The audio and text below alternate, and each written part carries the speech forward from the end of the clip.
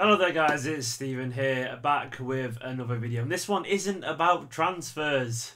Hurrah! I can't remember the last time I actually said that. Sometimes it gets boring talking about transfers. We've signed all the players we actually want, and I got a good tweet today, very interesting tweet, from James Bowling 98 there, your tweet pal, who said, could you talk about the youngsters who just joined the tour? Basically, if you didn't know, yesterday, or today, whenever you're watching this video, DUHANEY, TYREKE Wilson and Joe Latimer flew out to America to join the first team. So eventually, there's become a little bit of a pool of players there. There's actually more than a few now.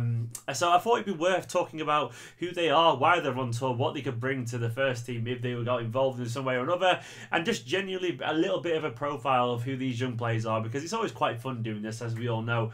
So yeah, this is what I'm going to do. I'm going to start with Phil Foden. You all know who Phil Foden is by now. If you haven't already, go and watch that little video I did after the United game. An exceptionally gifted number 10, a wonderfully talented, creative playmaker with excellent feet, excellent technique, goal scorer as well, scored about 20 goals or something like last season for the under-18s. He's got magic in his boots. He's one of the brightest young prospects in English football, a City fan, a young Stockport lad, been at the team, been at City since he was 8 years old. He is magnificent, only turned 17 about 2 months ago as well.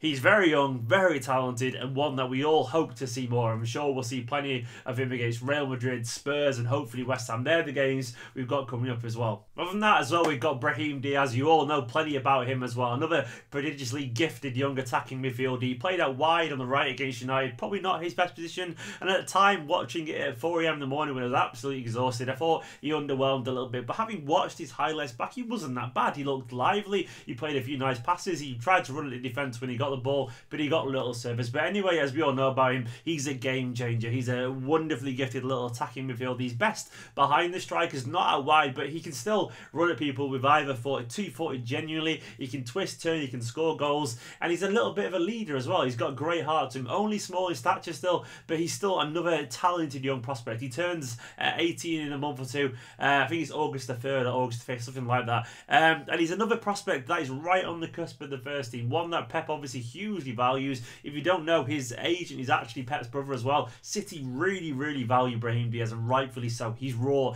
Don't make any mistake about that. But then again, most people are when they're still only 17. He's got lots of promise though, and a very big future in the game. There are some rumours that he might go on loan, but personally, I think he'll stay at City this season.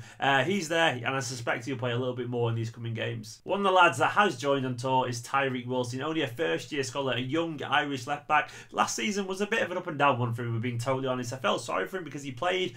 I saw him play when we beat Liverpool 7-0 early on in the season. He was excellent that day, but then he got injured, and unfortunately didn't play for most of the season, a pretty serious injury. And then when he eventually did come back, he showed signs of rustiness, but his overall game is tenacious. He's only a small lad, but he gets forward really well. He's physical. He really attacks when he can. He overlaps. I wouldn't say he's exceptionally fast or exceptionally skillful, but he's a good, solid all-rounder and a good, effective fullback. And I think he needs a full season now ahead of him to actually get some games under his belt and prove what he's capable of. But it's great to see that he's out there. We are obviously short of left-backs, and he's a recognised left-back, so hopefully he should be able to get on the pitch a little bit and offer some alternatives, because he's a very talented young man. MURIC, if you don't know much about him, you probably should do. He's absolutely huge, a fantastic goalkeeper, one of the most exciting talents in our under-18s team last season. Because he's a goalkeeper, I think he's often overlooked. Most people don't tend to look at a keeper and get excited. They see someone like Sancho or your BRAHIM or your FODEN and get excited by a creative player, a goal scorer,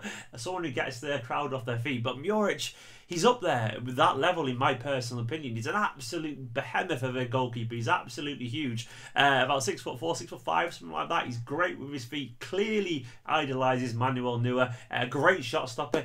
I honestly can't think of a weakness to his game other than the fact that he's young. I know that sounds crazy, but I can't genuinely think of a weakness. He's a big leader as well. He's got a little bit of a feistiness to him.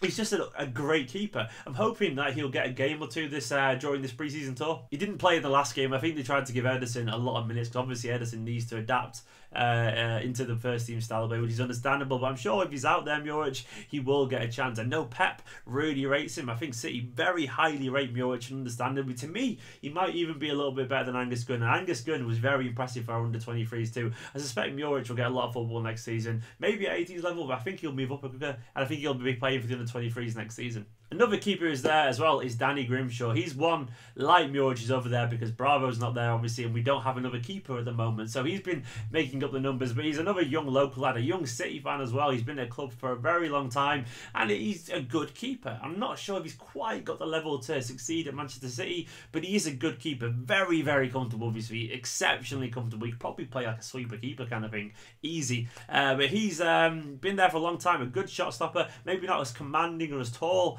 as MURIC, but he's a good player, a good little keeper who I'm sure will forge a good career for himself. I'm hoping he makes his debut. That would be really nice to see him get even just 30 minutes of football somewhere on this tour, because he's a good lad, he's been at the club for a while, and he deserves that. Last year's under-18s captain as well, Joel Latibaudiere, has joined the first team for the training, and I'm really happy about that. I think Joel is a fantastic young centre-back. I think last season we missed him against Chelsea in the FA Youth Cup final. He was a leader throughout that whole season in general, one that kind of rocks at the back, very fast, very strong, very intelligent, very composed, just a very good all-round centre-back. Maybe not the tallest, but he's a leader and he reads the game and he's intelligent. One of the players maybe just outside, maybe I'm talking marginal here, outside the hype level of like your Sancho, your FODEN, BRAHIM, but he's like in the next stage, just slightly below it, and rightfully so. He's obviously a big part of the England 17 setup as well, and in general he's one that deserves to be there. I'm glad he's there actually. I think his performances last season warranted it. I was hoping that he would have been there at the start of the training camp.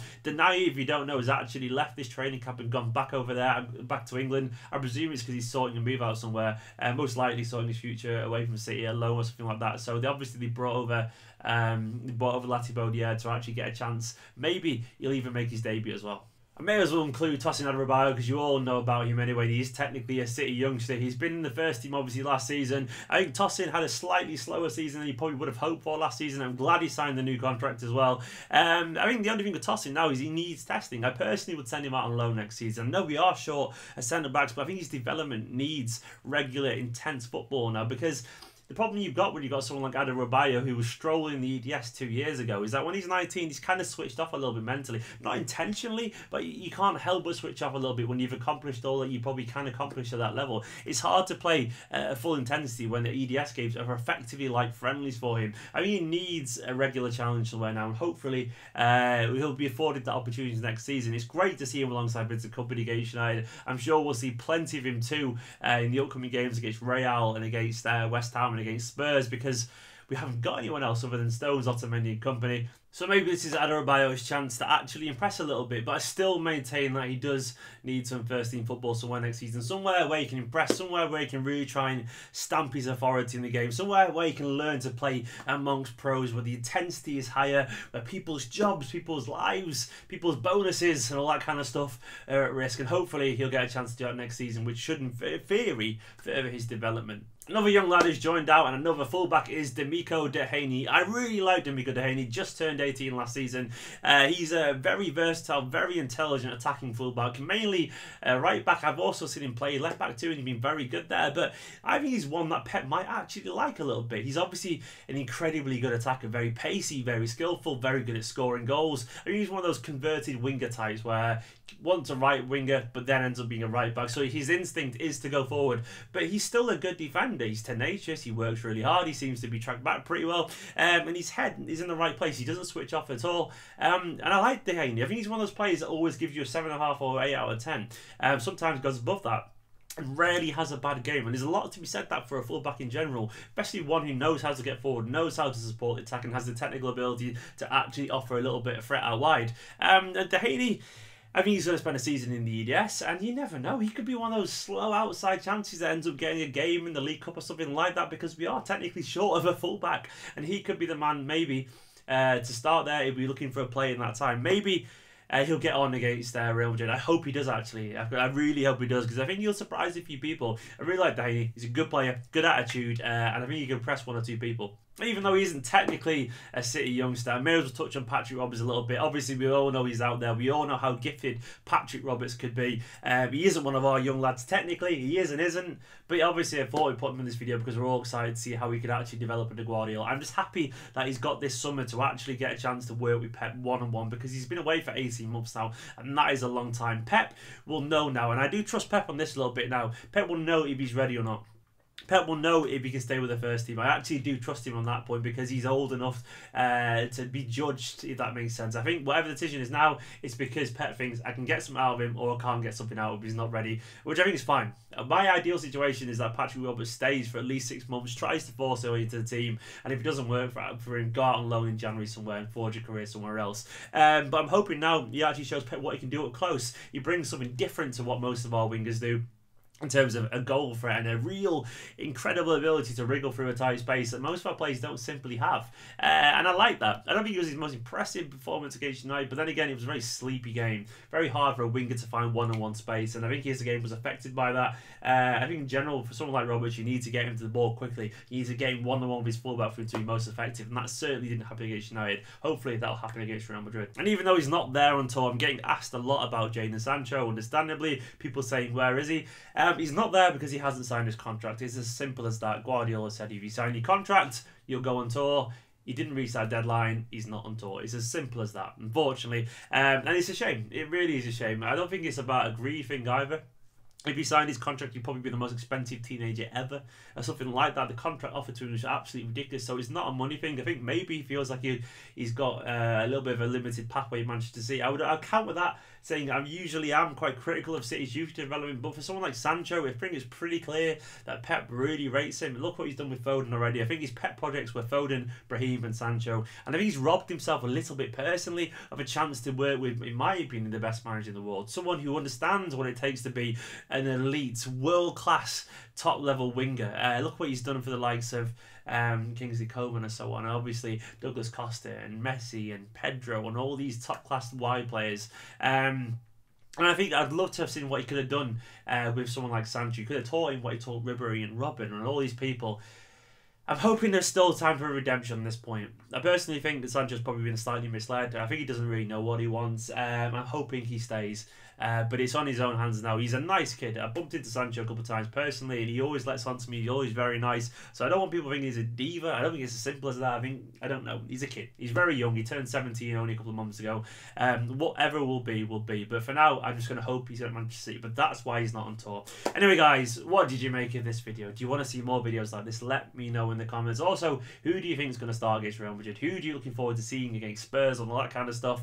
And who do you think's got a chance? Who do you think will impress in these games? Let me know in the comments. If you haven't already, go and watch the Walker, the Danilo, the Edison, the Bernardo Silva, the Mendy reaction videos, because it's been a very good summer. Now let's get on to the actual pre-season games as well, because we've got a few more coming up.